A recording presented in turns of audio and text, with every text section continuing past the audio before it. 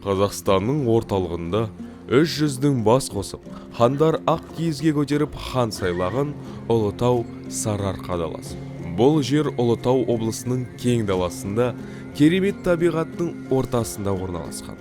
Мұнда шексіз жазықтар мен таулар, тарихи орындар мен мәдени ескерткіштер көп. Тарихи деректерге сүйінсек, бұл өлкеде мысты қола дәуірінен бері өндіріп, әрі өңдеп келеді. Ерте замандағы қолөнершілер мен металлургтер темір мен мысты өңдеу арқылы экономиканың негізін қалаған. Сатпаев шаһары Қазақстанның металлургиялық өнеркәсібінің маңызды орталығы.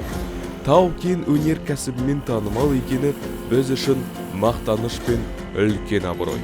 Бұл қаладағы шахталар көмір, мырыш, мыс және басқа да бағалы минералдарға өте бай. Ал шахтерлер осы өндірістің жүрегі.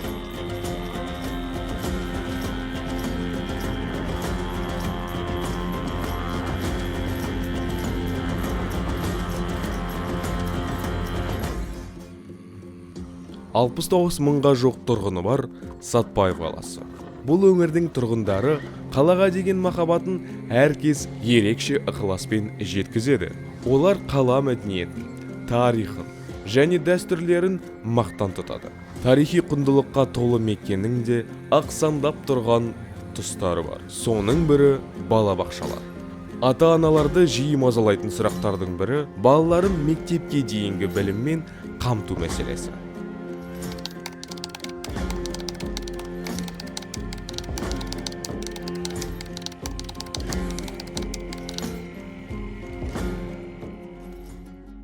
Бұл Ақбота балабақшасы 1994 жылы қолданысқа берілген. Қазақмыс корпорациясы қарамағында болған балабақшалар 2015 жылдан бастап Сатпаев қаласының білім бөліміне берілді. Содан бері жылда ағымдық жұмыстарға қаражат бөлініп, құлау, әктеу сияқты жұмыстар ғана жүріп тұрды, күрделі жөндеу болған жоқ. Балабақшаның қазіргі жағдайын өздеріңіз көріп тұрсыздар.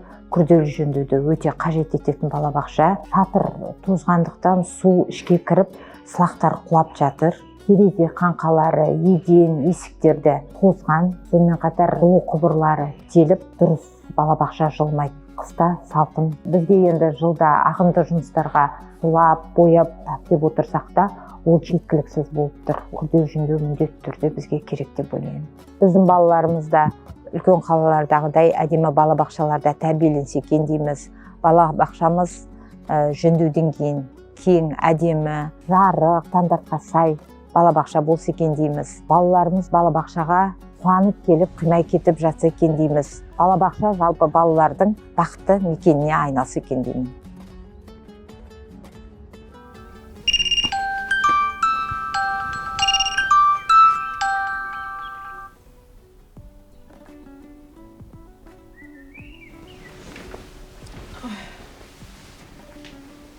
Балам, тұра ғой, таң атты.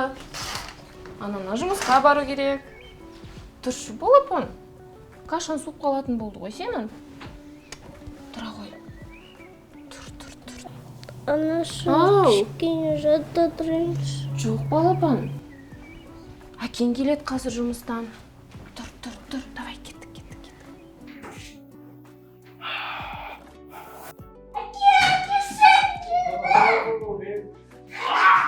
Benim batırıp durdu, oya durdu, jasıktan da Oba! Балам, шайынды іше ғой. Қалайсың ағайын? Жақсы, өзің? Жақсы. Таңтай, жұмыс істеп отырсың ба? Жоқ, баламыздың садиктегі кезегін қарап отырмын. Биыл бір мәнісін тауып садикке беру керек еді. Айтпақшы ол не болды? Жылжитындары бар ма? Хабар жоқ, өзім де күтіп отырмын. Сайттан қарап отырам күнде. Әлі хабар жоқ. Шай қиын ба? Қиын. Уайымдамаңдар. Бұйыртса менің батырым жақсы бір садикте орналасады, иә? Өз жанымса, уайымдамаңдар. Бәрі жақсы болады. Кәні балам, тамағын жеп болсаң, бір менге қараймын. Жүгір.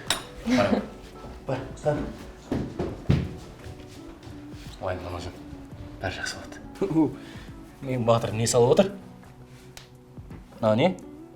Менің садигім. О, бұл сенің садигің ба? Қандай жарайсың. әдемі. Менің балам суретші екен ғой, ә? Қан сала ғой.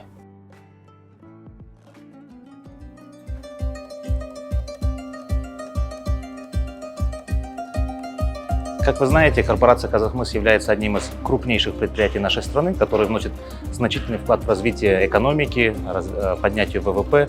Ну и, разумеется, невозможно этого всего достигать без уделения должного внимания нашим работникам.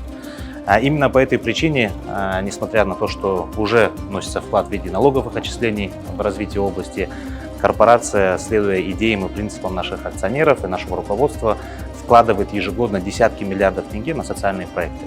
Например, в этом году на область Улутау было выделено 15,5 миллиардов тенге в рамках меморандума. Помимо этого, еще порядка 3 миллиардов тенге выделено на социальные проекты вне меморандума.